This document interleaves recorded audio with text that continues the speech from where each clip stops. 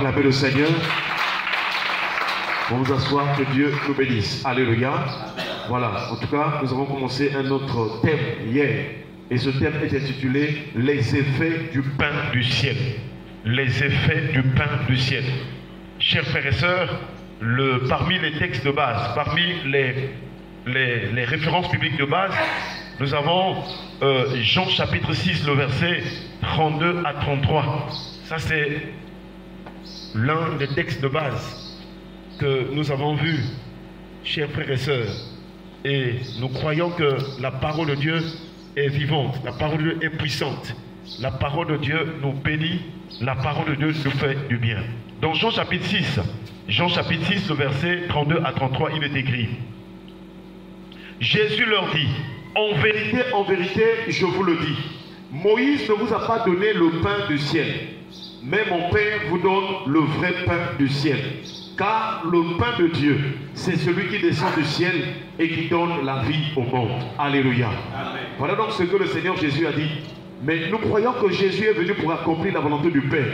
Voilà pourquoi tout ce qu'il est en train de dire, tout ce qu'il est en train de faire était un enseignement ou était un ensemble d'enseignements pour que quiconque va croire et obéir, quiconque va croire va obéir à ce que Jésus disait ou commandait, alors il va commencer à faire la volonté du Père. Ce qui intéresse Dieu, ce qui est important pour Dieu dans notre relation avec lui, c'est que nous arrivions à faire sa volonté. Est-ce qu'on peut acclamer le Seigneur? La volonté du Père, la volonté de Dieu, ce que Dieu veut. Nous devons arriver à ce point-là, chers frères et sœurs, parce que nous avons le libre arbitre, nous avons la capacité, nous avons la liberté de faire des choix, de décider pour nous-mêmes, pour notre vie. Mais là-haut dans le ciel, il y a quelqu'un qui a fait les cieux et la terre et toute leur armée. C'est lui aussi qui nous a créés. Il a dit, faisons l'homme à notre image, selon notre ressemblance. Le Père, le Fils et le Saint-Esprit, c'est un mystère. Et c'est vraiment ces trois personnes unies dans une seule qu'on appelle la personne de Dieu. C'est un mystère. Nous devons croire comme la Bible nous l'enseigne. Comme Dieu s'est révélé, Père, Fils et Saint-Esprit, nous devons croire à cela. Et c'est là, Dieu donc s'est décidé de créer l'homme à son image et à sa ressemblance. Et il nous a formé d'abord de la poussière de la terre. Ensuite, il a soufflé les narines pour nous donner un souffle de vie. Donc la partie terrestre, la chair ou le corps, cette partie vraiment désire ou admire ce qui est aussi passager ou bien terrestre. Mais nous devons aller maintenant, nous devons désirer vivre ce qui est spirituel. Voilà pourquoi lorsque nous lisons la Bible, lorsque nous écoutons la parole de Dieu, nous devons arriver à connaître, à recevoir la pensée de Jésus. Parce que dans la parole que nous lisons la Bible, il y a la pensée de Dieu, il y a la volonté de Dieu, il y a la révélation. Et c'est pourquoi ne peuvent donner cela que ceux qui ont reçu cette révélation par le Saint-Esprit. Car c'est le Saint-Esprit qui sonde tout, même les profondeurs de Dieu. Est-ce qu'on peut acclamer le Seigneur? Et ce matin encore dans ce texte que vous venez de lire, Jésus fait mention du pain. Il est en train de parler du pain. Mais c'est une différence. Il dit aux Juifs, il dit que votre Père ne vous a pas donné le vrai pain du ciel. Vous n'avez pas, Moïse ne vous a pas donné le vrai pain du ciel. Mais le vrai pain du ciel, c'est celui qui descend du ciel. C'est celui qui descend de Dieu et qui donne la vie au monde. Il faisait la différence entre le pain que Israël avait mangé dans le désert, la manne. Lorsque Israël avait dit, nous sommes en train de mourir, oh, mieux valait pour nous de rester en Égypte que de venir mourir dans le désert. Dieu avait opéré un miracle.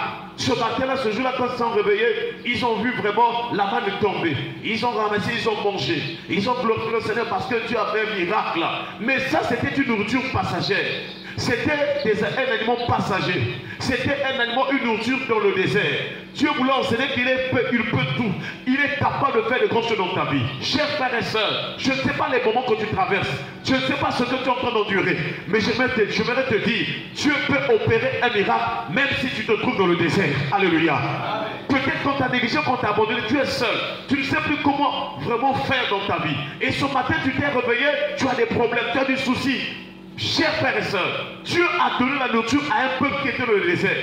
Dans le désert où il n'y a pas le marché, dans le désert où il n'y a pas la boulangerie, dans le désert où il n'y a pas la pâtisserie. Mais Dieu leur a nourri 40 années. Est-ce qu'on peut acclamer le Seigneur? Tout cela, Dieu l'a fait pour nous enseigner, nous qui sommes parvenus à la fin des siècles. Dieu a fait toutes ces choses dans l'Ancien Testament pour que nous aussi aujourd'hui, nous puissions avoir toujours la foi et l'espérance en lui.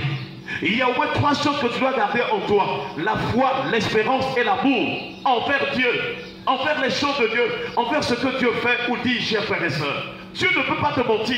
S'il a donné une promesse dans ta vie, il va l'accomplir. Ne t'affaiblis pas, ne te décourage pas. Le signe que Dieu va accomplir ce qu'il a dit dans ta vie, c'est qu'il te renouvelle le souffle de vie tous les jours. Amen.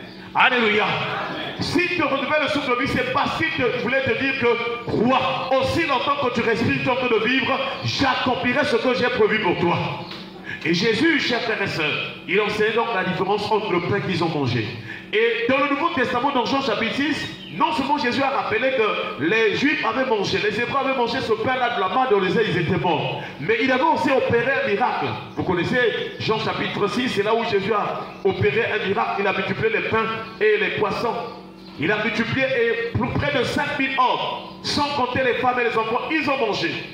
Et ils étaient contents de suivre Jésus, parce que Jésus donne à manger. Cet niveau de foi, c'est bien. Mais cet niveau de foi, ce n'est pas celle que Dieu veut que nous puissions avoir. Il y a beaucoup d'hommes et de femmes qui viennent à l'église pour des questions terrestres, pour des choses terrestres. Ils viennent pour le mariage, ils viennent pour avoir le travail, ils viennent pour avoir à manger. C'est une bonne chose. Mais Jésus veut que nous comprenions le mystère du miracle. Alléluia. En dehors du fait qu'il peut te donner le travail, il peut te donner encore autre chose. Il peut maintenant t'emmener à un niveau où ton âme puisse avoir la vie. Alléluia.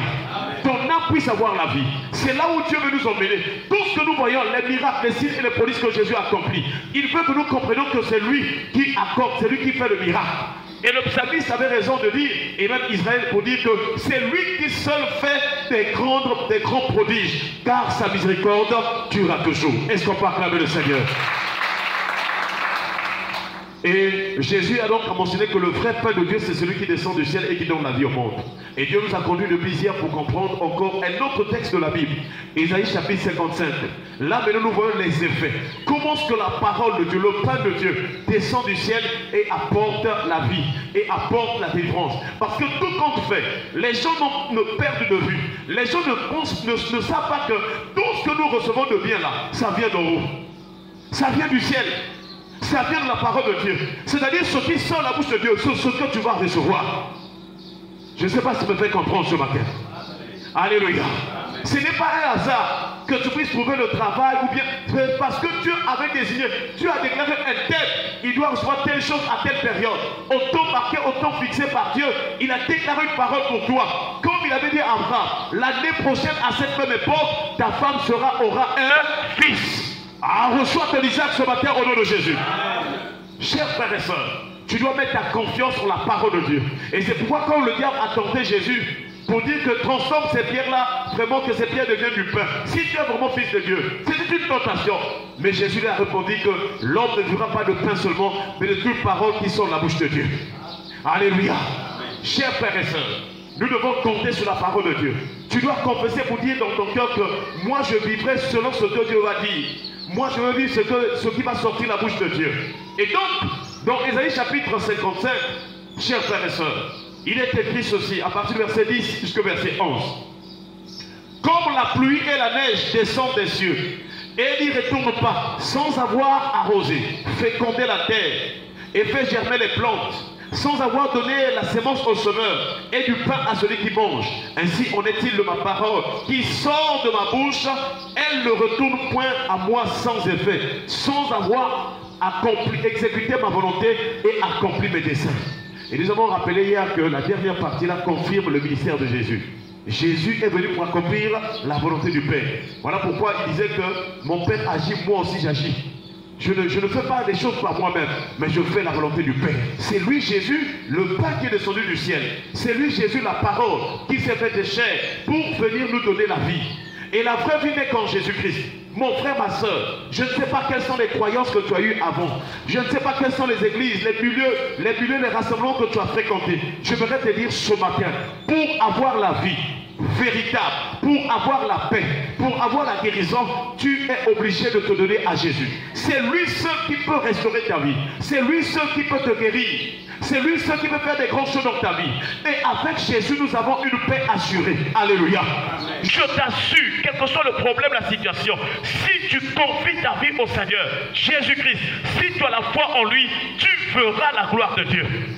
Tu vas être apaisé. Tu seras stable. Quels que soient les combats, lui, Jésus, il est l'Éternel des armées. Quelles que soient les situations, là où tu manques quelque chose, il est le bon berger. Est-ce qu'on peut acclamer le Seigneur?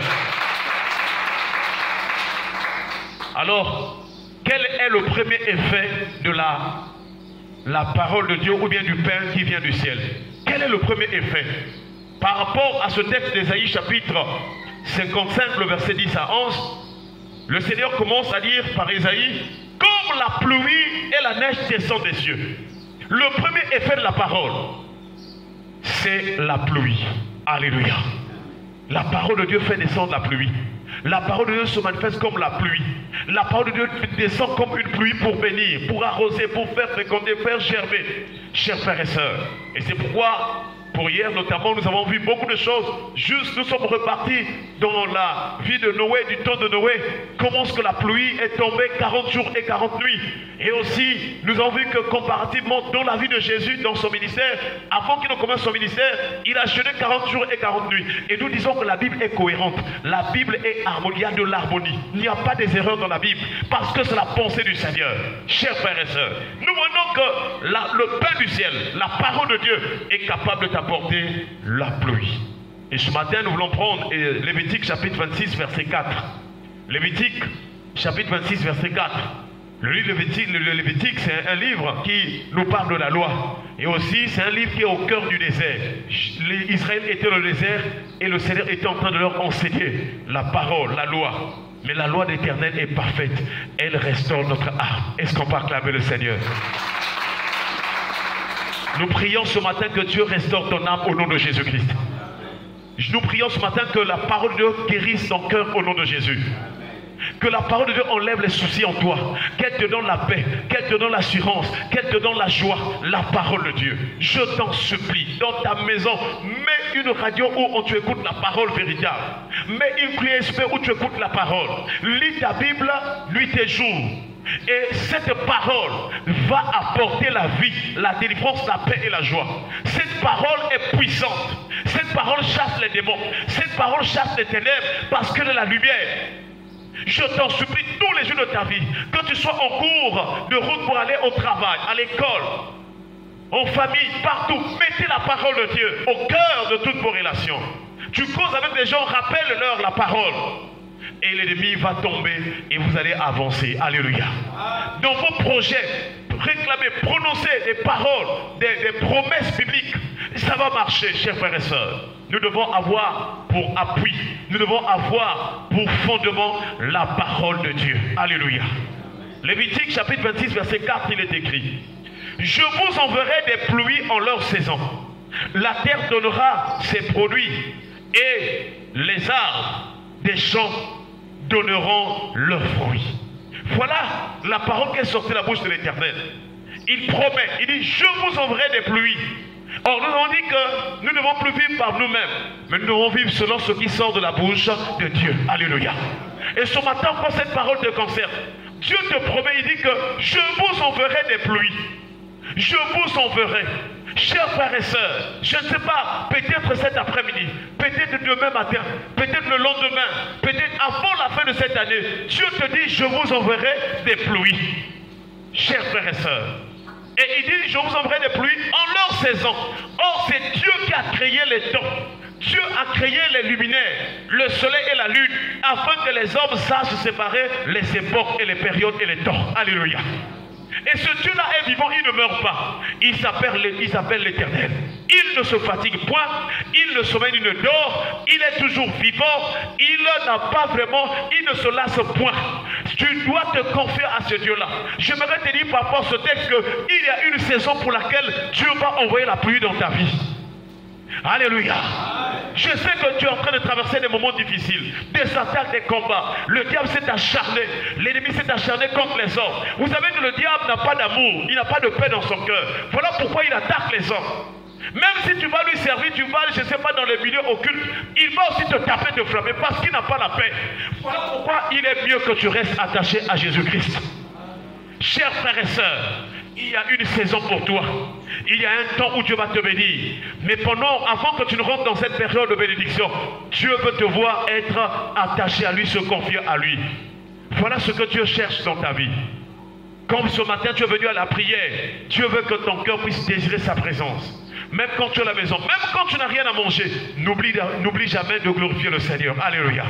L'apôtre Paul a dit, je sais vivre dans la disette, mais je sais aussi vivre dans l'abondance.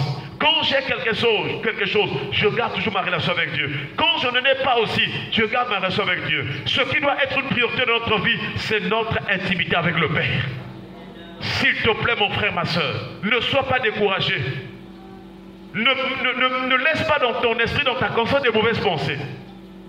Ne pense pas que ta vie est finie. Dieu va encore faire quelque chose dans ta vie. Mais il te demande de croire en lui.